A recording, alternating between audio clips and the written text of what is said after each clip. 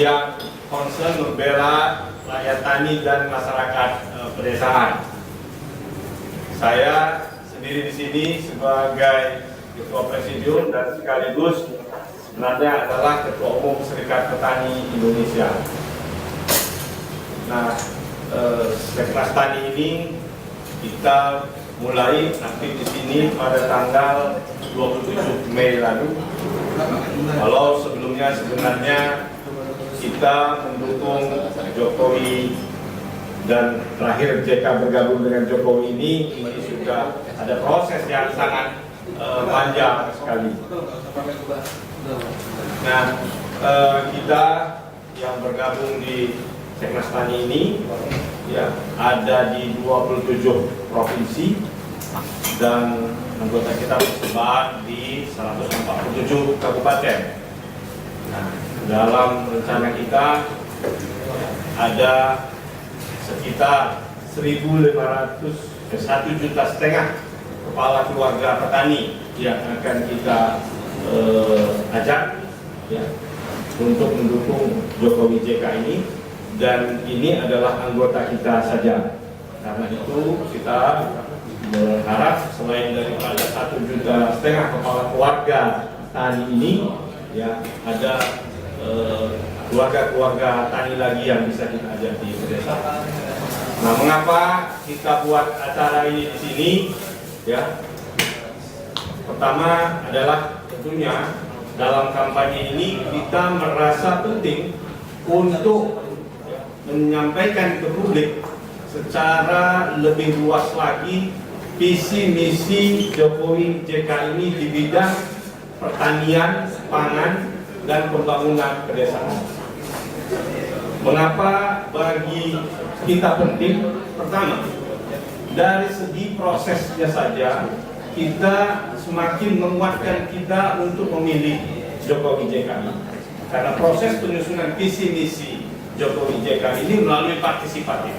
Jadi Jokowi itu datang ke petani, ke organisasi tani seperti kita, karenanya ya, apa yang ada tertulis di sini ini bahagian dari masukan dari petani dan organisasi petani. Inilah kami pikir yang penting kami sampaikan. Dan yang kedua, ya, visi misi yang tertulis itu ya, bukan saja ya kami hanya sekedar berikan, tetapi apa yang kami berikan itu diadopsi. Sebagai contoh, soal pangan, kita sudah tahu ya problematik negeri kita ini, negeri yang agraris Nusantara ini hampir 125 triliun setiap tahunnya habis devisa negara kita untuk membeli bahan.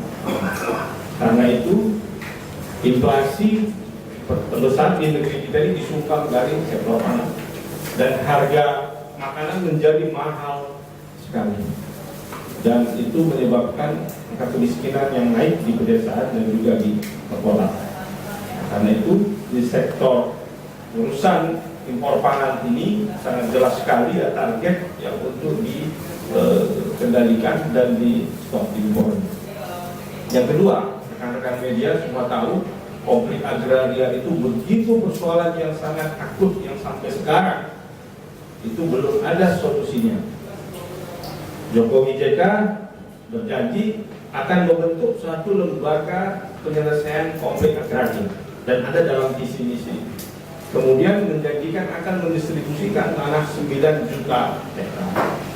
Tanah 9 juta hektar itu kalau dibagi nanti pada katakanlah 4 juta kepala keluarga petani, otomatis ini sangat berarti sekali ya selama 5 tahun dalam mengatasi persoalan lapangan pekerjaan dan kemiskinan yang ada di pedesaan.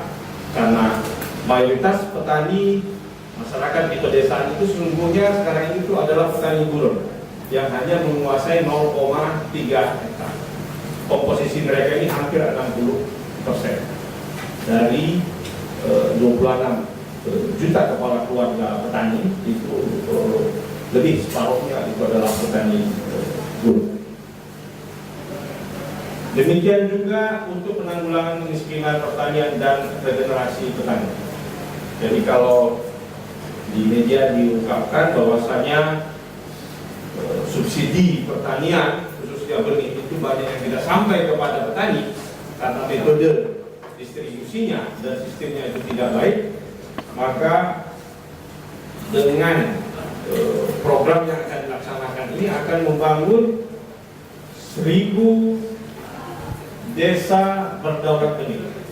Nah, kita sudah banyak tempat-tempat ya, petani itu di mana bisa memproduksi benih, dan dengan program ini nanti akan petani bisa memproduksi benih yang untuk keluarganya dan juga untuk disebarluaskan di masyarakat tani lainnya. Demikian juga peningkatan kemampuan organisasi petani dan pelibatan aktif perempuan petani sebagai tulang punggung kedaulatan pangan dan pembangunan irigasi. Karena sejak tahun 1998 setelah Indonesia Letter of Intent dengan IMF, itu pemerintah Indonesia tidak mengalokasikan dana untuk pembangunan irigasi. Jadi akan ada dibangun 3 juta. Dan banyak lagi program-program yang menyangkut soal pertanian, pedesaan, yang mana akan dibangun desa-desa yang sifatnya mandiri. Nah, kita ini sekarang minum kopi di sini ya, untuk mengingatkan sesungguhnya tanah kita yang subur ini, meskipun benihnya didatangkan dari benua lain, ya, tapi hampir semuanya yang ditanam di sini itu yang dari benua lain itu melebihi kesuburan dan kenikmatannya dari tempat asal usulnya.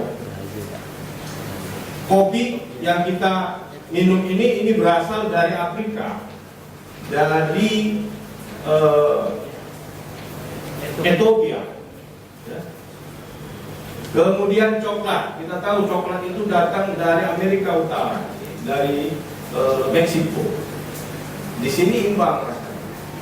Sawit ya, datang dari Afrika.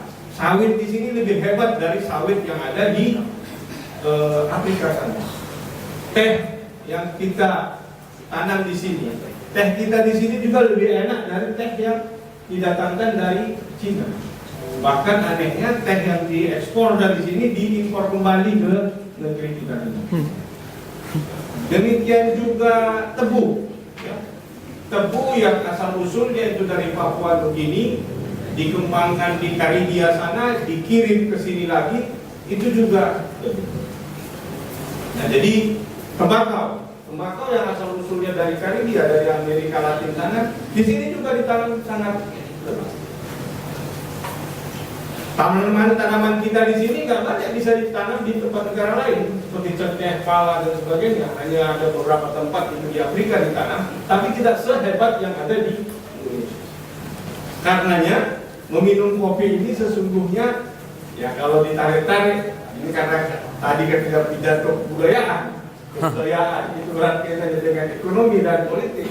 Sesungguhnya memang kita sebagai bangsa adalah bangsa yang siap. Gagasan dari luar, benih yang dari luar ditanam di sini lebih hebat. Karena itu kita ini kan bisa bangga. Kalau bibit tanaman ditanam di Nusantara ini menjadi lebih hebat, saya pikir gagasan-gagasan yang mungkin datang dari luar itu bisa akan lebih hebat. Dan gagasan tentang demokrasi, gagasan tentang apa?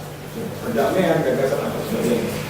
Nah inilah ya yang memberanikan kita untuk perubahan, dan kita Serikat Petani Indonesia bersama dengan organisasi tani lainnya berada posisi terdepan sesungguhnya sekarang ini untuk ya, mengusung perubahan dengan Jokowi JK ini, karena menurut kita ya, perubahan yang akan kita bawa ini begitu luas sekali, bukan saja dalam gagasan tentang demokrasi yang sebenarnya perlu akan terus disempurnakan, gagasan tentang harmoni, tentang perdamaian di negeri kita ini, keanekaragaman itu yang perlu terus kita sempurnakan, termasuk juga apa yang tumbuh di negeri kita ini untuk menghapus kemiskinan, kelaparan yang ada di pedesaan, ketiadaan lapangan pekerjaan yang ada di pedesaan. Saya pikir demikian dulu dari saya.